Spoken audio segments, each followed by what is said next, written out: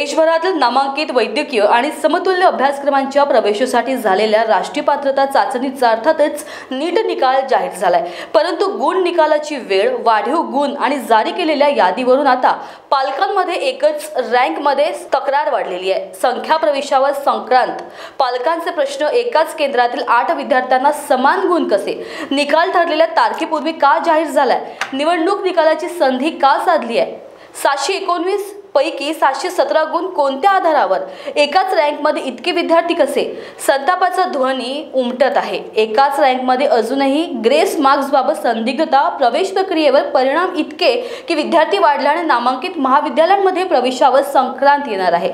त्यामुळे विद्यार्थी, पालक आणि कोचिंग इन्स्टिट्यूटमध्येही वातावरण तापले आहे।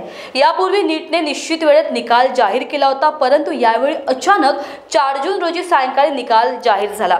NTA ने 14 जून ही तारीख जाहीर केली होती। लोकसभा निवडणुकीच्या निकालाकडे संपूर्ण देशाचे लक्ष लागलेले असतानाच निकाल जाहीर झाला। असे प्रथमच घडले जेव्हा 67 विद्यार्थ्यांना 720 पैकी 720 गुण मिळाले।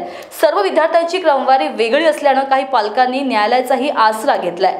नीट परीक्षेनंतर बिहारमध्ये पेपर फुटल्याची घटना समोर आली होती। ती केवळ एका केंद्रावर पडल्याचं सांगून प्रकरण पुढे ढकलले गेले।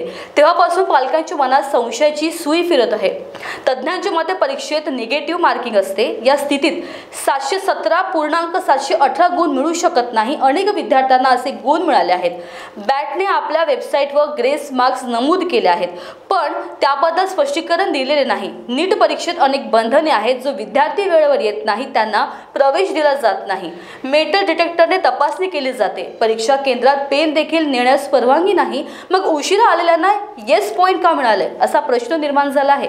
तज्ञांच्या मते 720 गुणांच्या 3 पेपरमध्ये एक प्रश्न 4 गुणांचा असतो। निगेटिव्ह मार्किंगमुळे बरोबर प्रश्नांची गुणही कमी होतात।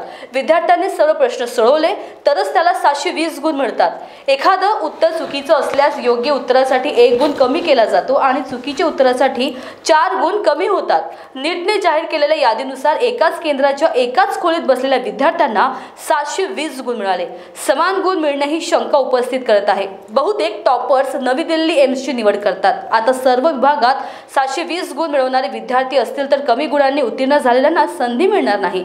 निकालाविरोधात काही पालकांनी न्यायालयाचा आसरा घेतल्याचे बोलले जात आहे।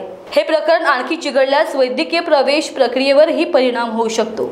महान्यूज 7 करिता राकेश मर्जीवे, नागपूर।